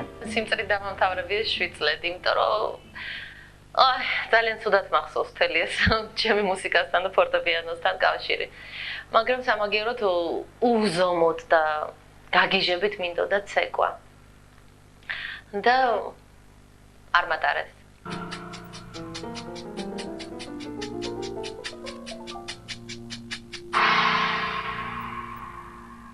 ბაია დვალიშვილს მაყურებელი როგორც რუსთაველის ისე ვაკის თეატრალური სარდაფიდან აქვე შესრულებული არაერთი საინტერესო როლით იცნობს. სარდაფის რეჟისორების ოთარ ეგაძისა და ლევან წულაძის მიერ დადგმულ სპექტაკლებს უკავშირდება მისი შემოქმედებითი დოსიეც.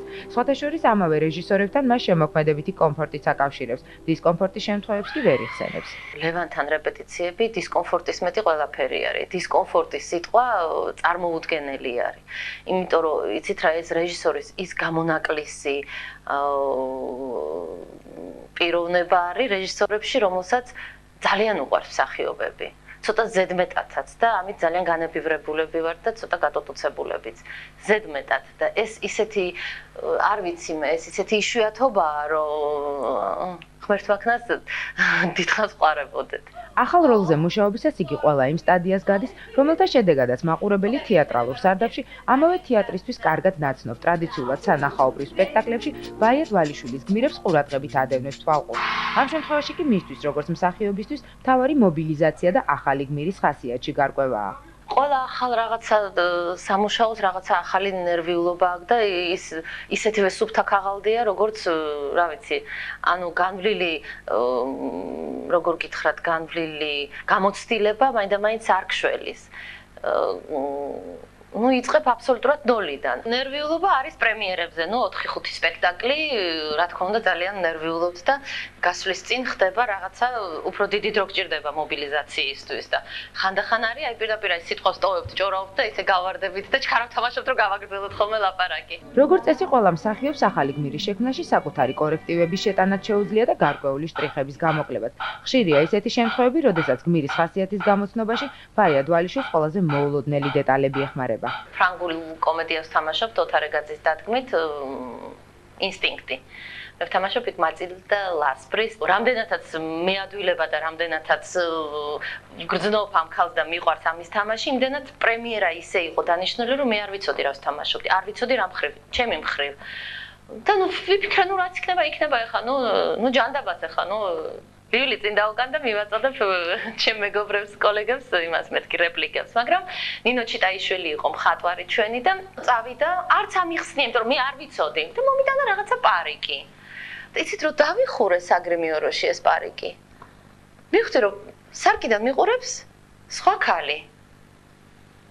პრეტენზიული ესეთი უკმაყოფილო და დიდი ამბიციებით. ამ პარიკმა მომცა რაღაცა ზუსტი მდგომარეობა ამ ქალის.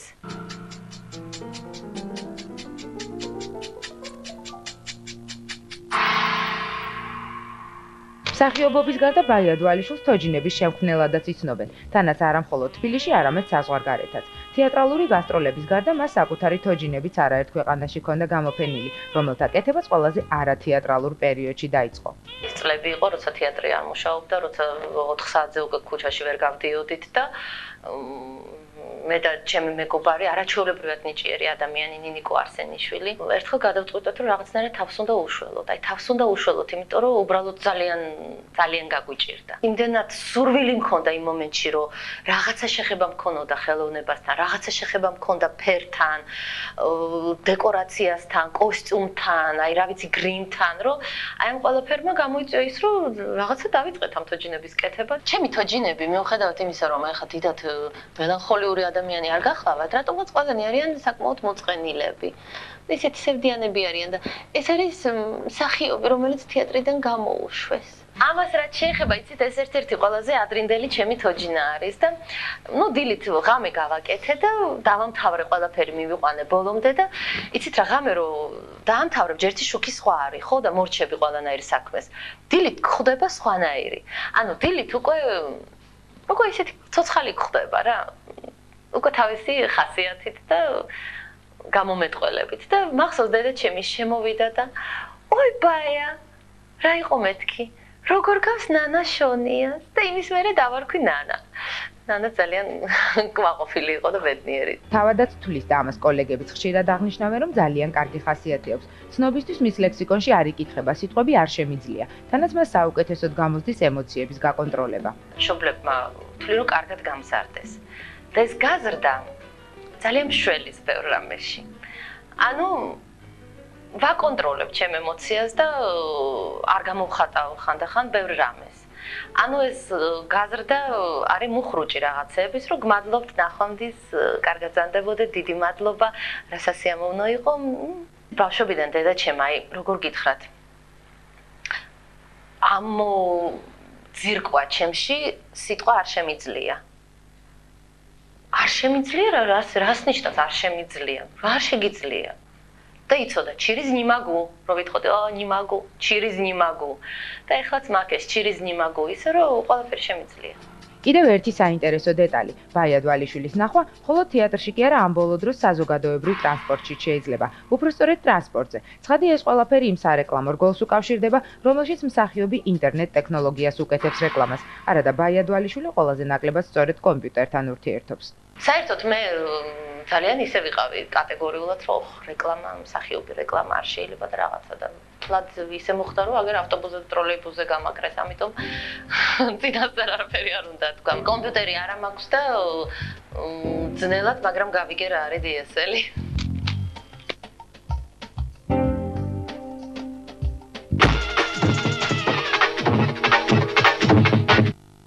შეგახსენებთ, რომ ეთერშია კვირის ინფორმატორი.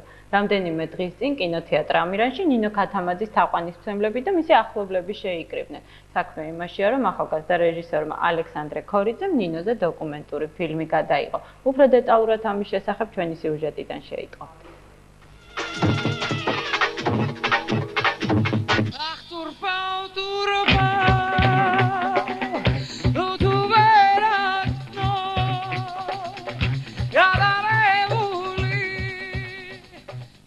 ნინო ქათამაძე ქართულ ესტრადაზე მოვლენებისთანავე ყველაზე განსხვავებულ. სცენაზე პრაქტიკულად უმართავ, ხვეული ბგერებით მოსაუბრე და აშკარად ნაცნობი ზღვისპირეთიდან ჩამოსულ მომღერლად შერაცხეს. მისი მუსიკა ძალიან წააგავდა თავისუფალი, თანაც ქაოსურად მოძრავი, ვრცელი, დინამიური და საკმაოდ მძლავრი ბგერების ერთიანობას. თანაც ეს მუსიკა მთლიანად იმპროვიზაციაზე იყო აგებული. რაც მთავარია, ქათამაძე სცენაზე იმ ჯგუფთან ერთად გამოჩნდა, რომელშიც გაერთიანებულ მუსიკოსებს ისევე კარგად ესმოდათ ერთმანეთის, როგორც თავად ნინო ქათამაძის. სხვათა შორის არაერთხელ აღუნიშნავთ ისიც, რომ ქათამაძე ყოველთვის ფიზიოლოგიურადაც იგრძნობდა და გადმოსცემდა მუსიკას, რაც დღემდე მომღერლის მთავარი მახასიათებელია.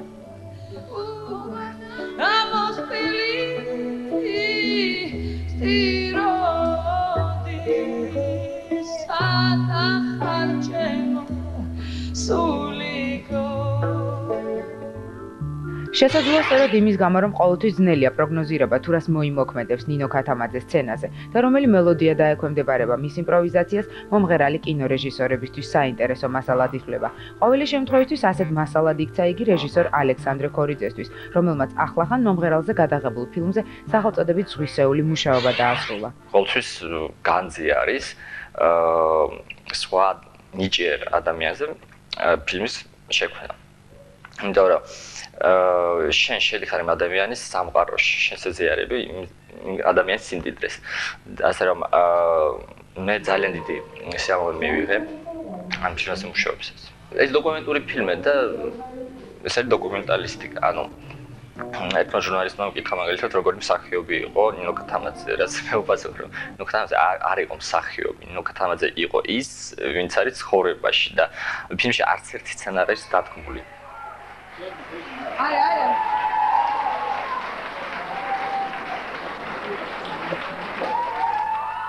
მოხდა ისე, რომ ჩვენი შეხვედრა დაიწყო 1 იანვარს, როდესაც ჩვენ გქონდა ალბომების პრეზენტაცია და ძალიან რთული დღე გქონდა.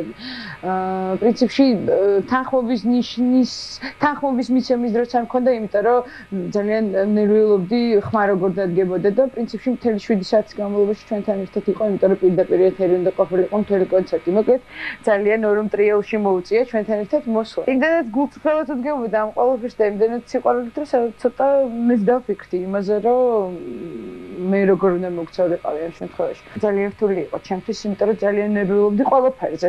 სულ რაღაც კამათში ვიყავი, ეს არ გვინდა, ის გვინდა, აბა ის გადავიღოთ. ამ დროს მე არ მესმოდა პრინციპში რას ფიქრობდა ეს ადამიანი, იმიტომ რომ იღებდა ყველაფერს და მე არ ვიცოდი რა გამოვიდა და ჩვენ ესე შევთანხმდით, რომ არ დავესწრებოდი არც მონტაჟს და შემდეგ ფილმს ნახავდი ბოლოს, იმიტომ რომ ძალიან გავჭირდებოდი შემდეგ ამ ყველაფრის გაკეთება.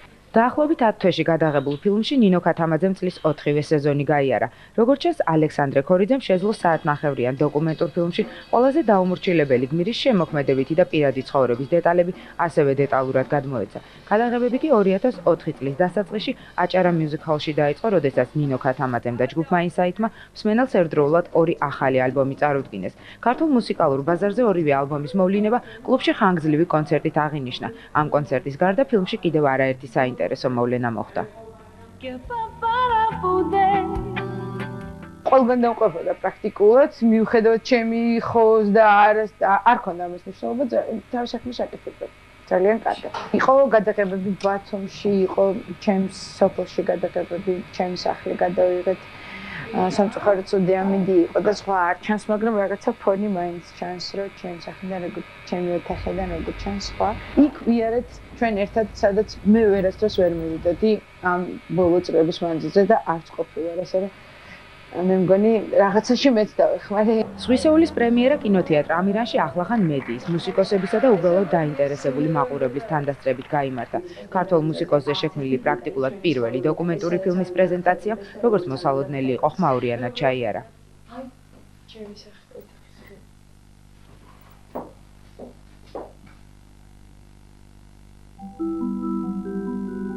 ზღვისეული ალექსანდრე ქორიძესთვის რიგით მე-7 ფილმია. საერთოდ კი მის რეჟისორულ არსენალში რამდენიმე ცნობილი დოკუმენტური ფილმი ირიცხება. მათ შორის ერთ-ერთი ყველაზე გახმაურებულია კმარა, რომელიც მან ნოემბრის რევოლუციაზე ვარდების სურნელებით გაჯერებულ თბილისში გადაიღო. მანამდე კი იყო აესტრომის სინდრომი, ასევე კინოფესტივალი დებიუტი, რომელზეც გამარჯვების შემდეგ რეჟისორი იტალიაში გაემგზავრა. სწორედ აქ გადაიღო ალექსანდრე ქორიძემ კიდევ ერთი დოკუმენტური ფილმი სახელწოდებით სტიპენდიანტები. სხვათა შორის ჯერჯერობით უცნობია რა მომავალი აქვს მის ახალ ნამუშევარ ზღვისეული.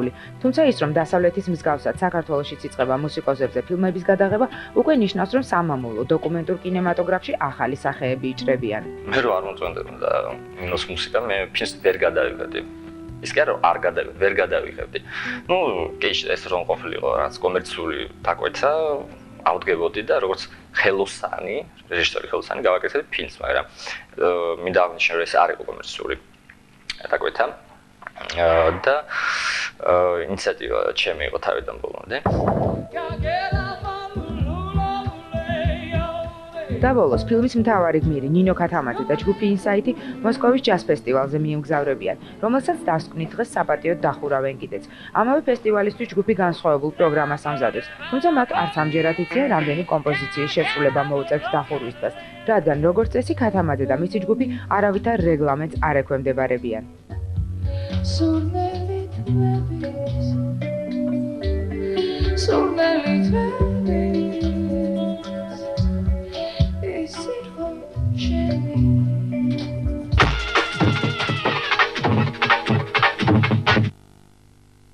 ზღვისეული ნინო ქათამაძე თავის პროდიუსერთან ირაკლი ნადარეიშვილთან ერთად ჩემი სტუდიის სტუმრები არიან საღამო მშვიდობისა. პირველ რიგში მე ორივეს გილოცავთ ამ წარმატებას. მართლა ძალიან სერიოზული ფაქტია, როდესაც იღებენ ფილმს ადამიანს. აი რა გრძნობა გაქვთ დღეს? უკვე იცით რომ არსებობს ერთი სრულმეტრაჟიანი დასრულებული ფილმი, რომლითაც ძალიან ბევრი წლის შემდეგ იამაყებს თქვენი შთამომავლობა. არ ვიცი, დღის ბოლოსაც კი როდესაც შედგა ეს ფილმი, არც მინდოდა იმაზე მევფიქრე რა ემოცია უნდა ყოფილიყო ამ ყველაფრის შემდეგ. მაგრამ ყველაზე მთავარი იყო ის, რომ როდესაც ანალიზის გაკეთება მინდა და მივხვდი, რომ მთელი ქვეყნის დამსახურება იყო ის, რომ საერთოდ სურვილი გაჩნდა საერთოდ ფილმის შექმნის. და ყველა ადამიანმა იზრუნა ამისთვის. ნამდვილად ეს ასე იყო, იმიტომ რომ ამ 12 საათზეც კი მოვიდნენ, იქ აქციაც იყო ჩაფიქრებული, რომელიც შევასრულეთ პრეზენტაციის დროს და ბილეთიც იყიდეს, ბილეთი გაიყიდა პრეზენტაციაზე და შეგრძნება იყო ის, რომ ალბათ მთელი ცხოვრება უნდა ბევრი სიახლეები ვაკეთო იმისთვის, რომ ეს საჩუქარი გამართულდა.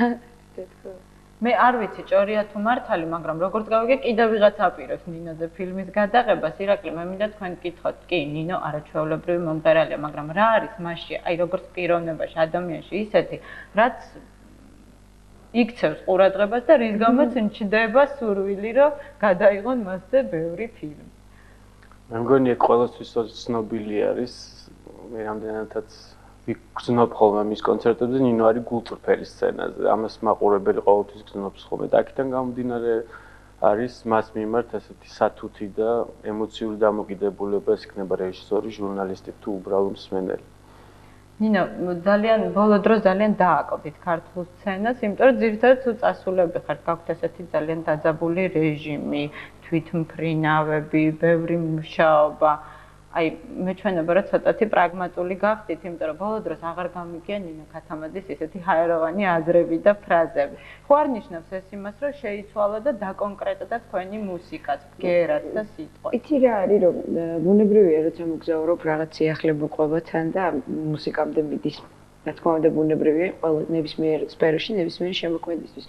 მაგრამ უბრალოდ რაღაც პერიოდები ხდება ხოლმე დიდი ხნით ან არ ჩნდებით ან რაღაცა, მაგრამ მე შემიძლია ერთი რამ თქვა ძალიან გამართულად და თავმოყრად, რომ ალბათ საქართველოში იმდენი კონცერტი მქონდა, რომ არ შეიძლება რომ ითქვას, რომ არ იყო და გადავთვალე კიდეც და სადღაც ერთი წლის და 6 თვის მანძილზე 40 კონცერტი მქონდა სულ 40 სოლო კონცერტი 40 სოლო კონცერტი ისიც გამახსენდა რომ 2 ფილმის საუნდტრეკი ჩააწერეთ 3 სხვადასხვა რეპერტუარის ალბომები ვიდეო კონცერტები ჩააწერეთ ასე რომ ეს ნამდვილად ძალიან რთული ეს ნაყოფიერი მუშაობა ირაკლის გაჩენის შემდეგ ხდება თქვენ ცხოვრებაში თუ მანამდე რა თქმა უნდა ასე იყავით და ყავებოდეთ ვიცი რა არის რომ რაც უფრო მეტი ადამიანების ზრუნავენ მუსიკაზე მეც უფრო მეტი რამე იქნება რაც უფრო გამართულ სახელმწიფოში ცხოვრობ უფრო მეტი ხარისხიანი მუსიკა იქნება რა ეს მაინც ბალანსირდება იმითი რომ საიდან მოდიხარ შეიძლება 140 ყოფილიყო სხვა ნებისმიერ ცივილურ ქვეყანაში მაგრამ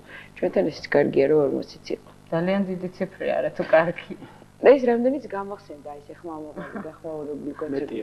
ირაკლი ნინოს არ აქვს არც ერთი ვიდეო კლიპი, თუმცა მის პოპულარობაზე ამას არანაირად უარყოფითი გავლენა არ ქონია. სპეციალურად ხდება, არ გჭირდებათ უბრალოდ ვიდეო კლიპი, თუ რაღაც მოხდა ისე, რომ ვერ გადაიღეთ. ვიცით როგორი რაღაცა არის, გამომდინარე იმ ფაქტორიდან, რომ რეალურად ჩვენ ამ ეტაპზე, ვთქვათ, ესე ვთქვათ, არ მივეკუთვნებით არც ერთ ჩამწერ კომპანიას, არც ერთ დიდ საპროდიუსერო კომპანიას, რომელიც ძირითადად კურირებს ხოლმე ესეთ საქმიანობას. აქედან გამომდინარე, არ ჩავთვალეთ საჭიროდ, მოგახსენებთ რატო? იმიტომ რომ ის თანხები, საერთოდ როგორ ხდება, ხო, გათვლა იმისი თუ რა საჭიროა სარეკლამო რგოლი გადაიღოს ადამიანმა თუ არა, ის გათვლები თუ რა თანხებით ჩდება ამ რგოლის დამზადება, გულისხმობს საქართველოს ბაზარს. იგი არ ამართლებს საკუთარ თავს. ანუ რეალურად ფაქტობრივად ეს უფრო ქველმოქმედებას, უფრო ასე ვთქვათ, საკუთარი თავის გართობას გავს, იმიტომ რომ ჩვენ კარგად ვიცით, რომ უმეტესი რაოდენობა ვიდეო რგოლების არის, ასე ვთქვათ, სპონსორების მიერ დასპონსორებული. თუ ეს არ არის, რა თქმა უნდა, ტელევიზია და ისევ დიდი საპროდიუსერო კომპანია, რომელიც მოვალეობაც არის ძირითადად ამ ვიდეო რგოლების გადაღება. ხოლო რაც შეეხება მუსიკას, მგონი ისეთი ჩვენ საკმაოდ ხშირ საკონცერტო მოღვაწეობას ვეწევით საკლუბოს და ამასთან ერთად თქვენ არხზეც გადის ხოლმე ჩვენი საკონცერტო ჩანაწერები, რომ ნინოს ხო ცოცხალი მუსიკა ძალიან უხდება ცოცხალი კონცერტის ჩანაწერი და აქედან გამომდინარე უბრალოდ საჭიროებას ვერ ვხედავ ამაში. თუ ეს საჭიროება გაჩნდება, რა თქმა უნდა ჩვენ ამას გავაკეთებთ. თქვენ დღეს მოხვედით თქვენი სოლო კონცერტით. კონკრეტულად გითხრათ მაყურებელს, რომელი კონცერტია ეს? კონცერტის შესახებ ვისაუბრეთ. ეს არის პირველი იანვრის კონცერტი, ეს არის ჩვენი ორი ალბომის წლის დასაწყისში. ძალიან ისეთი ლამაზი კონცერტი იყო, თვითონ ერქვა ძალიან ლამაზად ამ კონცერტს, ნინო ქათამაძე, ახალი წლის პირველი მზე. და თვითონ კონცერტიც გამოვიდა ძალიან კარგი. ჩვენთვის მნიშვნელოვანი ეტაპი არის, იმიტომ რომ ეს არის ნინოს პირველი ორი ალბომი, რომელიც მოგეხსენებათ საკმაოდ დიდი წარმატებით სარგებლობს საქართველოში და ეს ფაქტობრივად რაღაცა დასაწყისი იყო განსხვავებულ ეტაპზე. შეიძლება არ იყოს მუსიკალურ თვალსაზრისით, მაგრამ თქვა იგივე რაღაცა კარიერის თუ ბიზნესის თვალსაზრისით გამოიცა მისი პირველი ორი ალბომი, რაც ძალიან მნიშვნელოვანი არის ჩვენთვის. აქედან გამომდინარე ამოვირჩიეთ ყოველთვის ჩემი მხრიდან ესეთი არჩევანი ამის გამო. ძალიან მაინტერესებს, იმიტომ რომ არ მახსოვს. არ მინდა ხოს და ძალიან მაინტერესებს, რომ გავხსენო ის რაღაც ის წამები, თან მახსოვს ყველაზე ძალიან კარგად, რომ საუნდ ჩეკი დაიწყო 2 საათზე და 9:30-მდე გასტანა წარმოედგინეთ და 11 საათზე პირდაპირ ჩართვით მთელი სრული კონცერტი მიდიოდა. ძალიან დაძაბული იყო ეს ყველაფერი, მაგრამ ყველაფერი ძალიან კარგად ჩაიარა. სიუჟეტიდან შევიტყვეთ, რომ ისევ მიემგზავრებით ამჯერად ჯაზ ფესტივალზე, უფრო კონკრეტულად სად მიდიხართ და რაც გეგმავთ კიდევ უფრო იქით.